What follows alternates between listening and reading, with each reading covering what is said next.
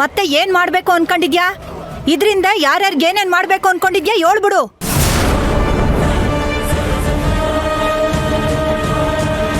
ಸ್ವಂತ ಅಣ್ಣನ ಬಗ್ಗೆನೂ ಕಾಳಜಿ ಮಾಡ್ದೆ ಈಗ್ಲೋ ಆಗ್ಲೋ ಅನ್ನಂಗ್ ಮಾಡಿಟ್ಟಿರೋಳು ಇನ್ನು ಯಾರನ್ನ ಮಲಗಿಸ್ಬೇಕು ಅಂತ ಯೋಚನೆ ಮಾಡಿಟ್ಟಿದ್ಯಾ?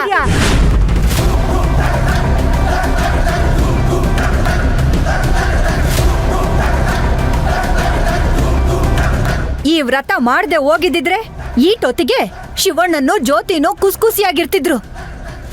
ಎಲ್ಲ ಹಾಳಾಗಿದ್ದು ನಿನ್ನಿಂದ. ನಿನಗೆ ಏಟ್ ಹೋಗಿದ್ರು ಬುದ್ಧಿ ಬರಕ್ಕಿಲ್ವಾ?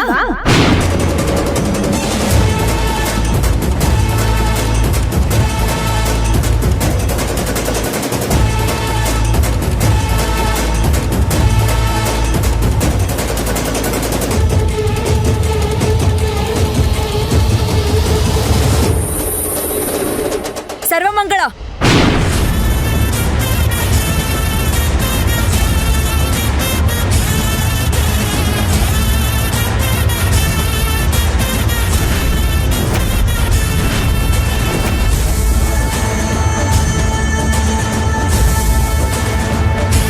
ಇನ್ನೊಂದು ಮಾತು ನನ್ನ ನಾದ್ನಿ ಬಗ್ಗೆ ಆಡಿದ್ರೆ ನಾಲ್ಗೆ ಕತ್ತರಿಸ್ಬಿಡ್ತೀನಿ.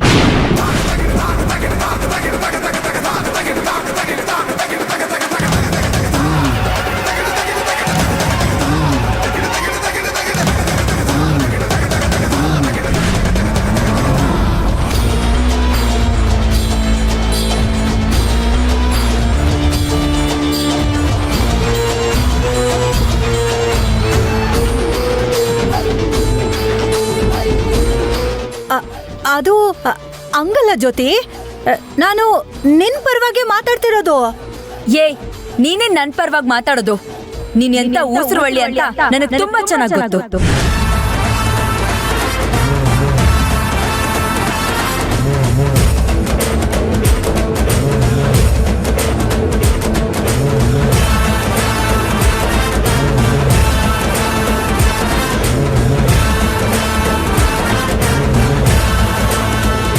ಇವಳು ನನ್ನ ಗಂಡನ ತಂಗಿ, ಅಣ್ಣನೇ ದೇವ್ರು ಅಂತ ಪೂಜಿಸೋಳು.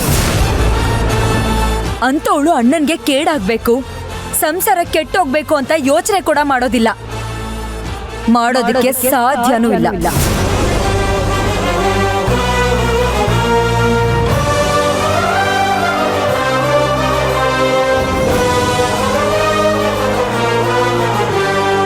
ಅವಳೇನು ಅಂತ ನಿಮಗಿಂತ ಚೆನ್ನಾಗಿ ನನಗ್ ಗೊತ್ತು.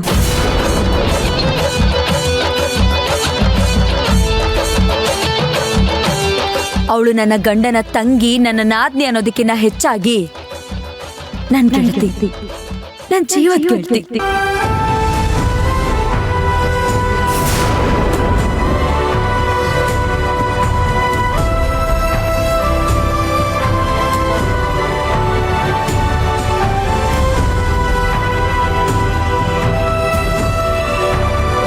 ಅವಳು ಅವರಣ್ಣನ ಎಷ್ಟು ಪ್ರೀತಿಸ್ತಾಳೋ ನನ್ನನ್ನು ಅಷ್ಟೇ ಪ್ರೀತಿಸ್ತಾಳೆ, ಅಷ್ಟೇ ಗೌರವಿಸ್ತಾಳೆ.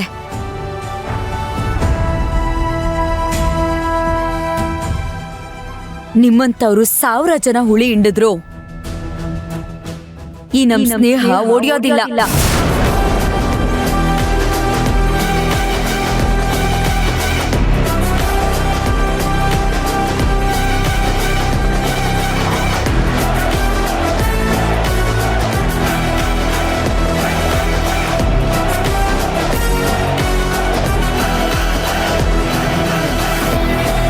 ಈ ಹುಳಿ ಹಿಂಡೋ ಕೆಲಸ ಬಿಟ್ಟು ಬೇರೆ ಏನಾದ್ರೂ ಇದ್ರೆ ನೋಡ್ಕೊಳ್ಳಿ.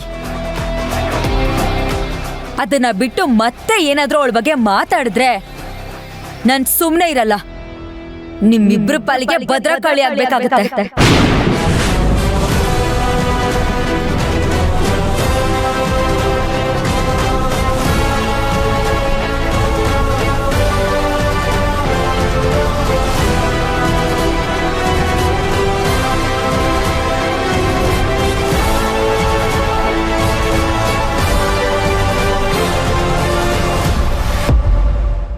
ಏನ್ ನೋಡ್ತಾ ಇದ್ದೀರಾ?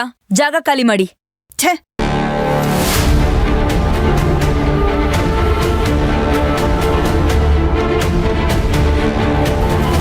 ಜ್ಯೋತಿ, ನೀನು ನನ್ನ ಪರವಾಗಿ ಮಾತಾಡಿದ್ದನ್ನು ಕೇಳಿಸ್ಕೊಂಡು ನನಗೆ ಎಷ್ಟು ಖುಷಿಯಾಗಿದೆ ಗೊತ್ತಾ? ಹೇಳೋಕ್ಕೆ ಮಾತೇ ಬರ್ತಾ ಇಲ್ಲ.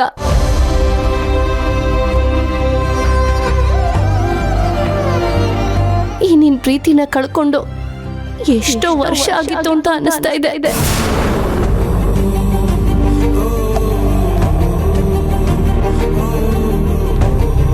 ನೀನೇ ಹೇಳಿದ್ಯಲ್ಲ, ನಾದ್ನಿಗಿಂತ ಹೆಚ್ಚಾಗಿ ಗೆಳತಿ ಅಂತ. ಈಗಲೂ ಅಷ್ಟೆ, ನನ್ನ ಬಾಲ್ಯಗತ್ತಿಗೆಗಿಂತ ಹೆಚ್ಚಾಗಿ ನಿನ್ನ ತಾಯಿ.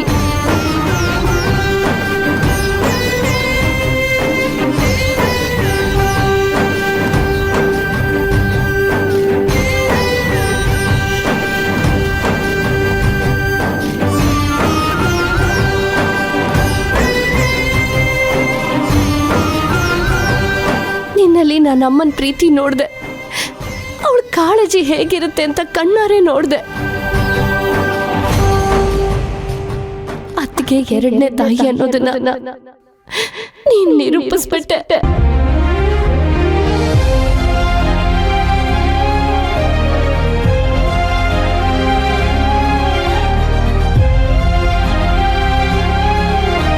ತುಳಸಿ, ಇನ್ಮೇಲೆ ನಮ್ಮಿಬ್ಬರನ್ನ ಬೇರೆ ಮಾಡಕ್ಕೆ ಯಾರಿಂದನೂ ಸಾಧ್ಯ ಇಲ್ಲ. ಜ್ಯೋತಿ, ತುಳಸಿ,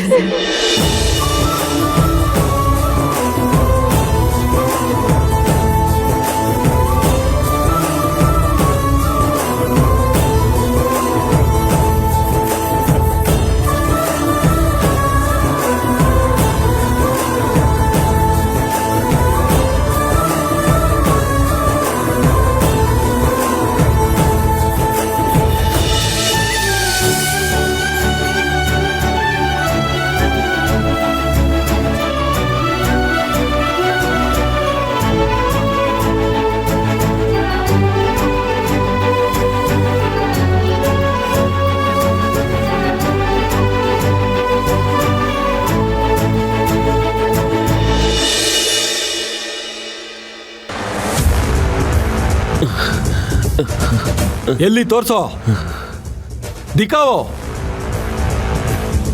सर, इधर है हम मार डाला था, इधर है उनकी जान भी ले ले।